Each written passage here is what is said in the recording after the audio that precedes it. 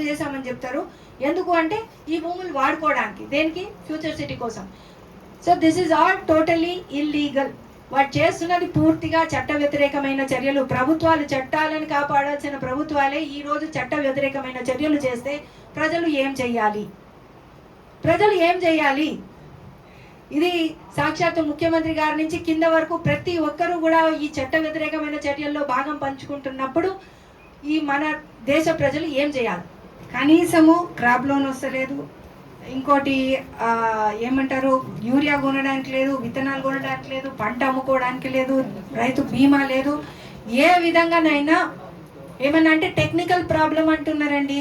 కోదండరెడ్డి గారు technical problem అంటున్నారు. మరి గతంలో మా ఇంట ఆర్డీఓ ఆఫీస్కి వచ్చి రైతులందరి చేత TM33 అప్లికేషన్లు పెట్టించారండి ఆన్లైన్ గురించి. ఆయనకు తెలియదా అండి మరి ఆ రోజు ఇది టెక్నికల్ ప్రాబ్లం అని? ఈ రోజు టెక్నికల్ ప్రాబ్లంలు గుర్తొస్తున్నాయి. 3 ఏళ్ల ముందు ఆయనకి టెక్నికల్ ప్రాబ్లంలు గుర్తురాలే. ఈ ప్రభుత్వానికి ఇప్పుడు అన్ని టెక్నికల్ ప్రాబ్లమ్సే గుర్తొస్తున్నాయి.